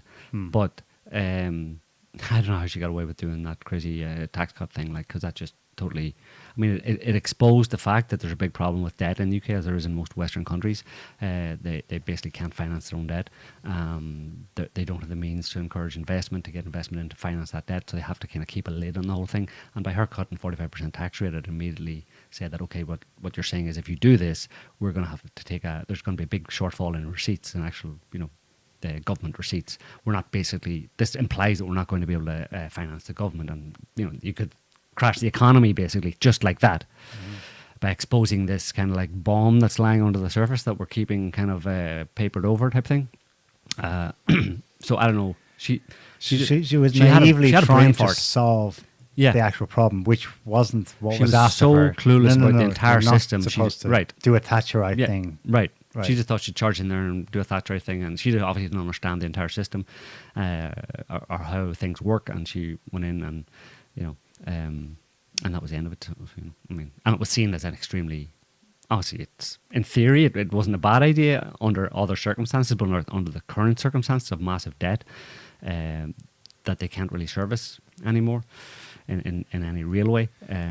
It was it was a dereliction of duty, basically. Huge swathes of government sectors, public sectors would have been closed. So the government would have shrunk, which is probably ideologically what she didn't mind, because that's the Thatcher thing, shrink the government. But this is at a time when, no, government is maximalist, especially post-COVID. It's the old idea of perpetual growth, that's the problem of the West. You can have perpetual growth forever and ever and ever, and to do that, in theory that has worked, by printing more money and perpetual growth and funding investment and international globalization, trade, all that kind of stuff. Seeking resources, all basically the way the whole economic underpinnings of the Western capitalist system works, as long as you can. You need, it has to be continual growth. Or it's based on the idea of continual growth, but you can't have continual growth if you don't have the means to produce that continual growth, which is first and foremost energy. And right now, when Western governments are leading Western populations, and to a certain extent the rest of the world, into an energy crisis where there's a shortfall in energy, where there's blackouts, where there's not enough, and industry has to shut down. Hardcore economic recession, constriction. I mean, that massive debt that they've accrued has been financed by just printing money, etc., etc. And it could continue that way as long as you don't do anything to fundamentally undermine the economy. And that's exactly what they're doing. Right. I mean, there's been reports of the number of businesses in the UK. I think there's something like 25,000. I think it was 25,000, or maybe it's more than that. It's closer to 100,000 actually. Small businesses will close, or are potentially going to close by the end of this year in the UK, and that's just the UK. The same is happening to different extents in other European countries, in Germany, etc. So somebody is attacking the fundamental structures of the real economy in the Western world. That is the only thing that is preventing the phony economy, the massive amounts of debt that have been accrued, and the massive printing of money. That's the only thing that's keeping that from being exposed for what it is, which is basically a false economy that is unsustainable, and it'll those chickens will come home to roost if you undermine the actual real economy, and that's exactly what they're doing. So it's almost like, I mean, I don't know. I'm sure they have some ideas about how they can keep the whole thing. I mean, the only way they can keep, I think they can keep the whole thing going now is to avoid the obvious repercussions of denying essential energy supplies to Western economies.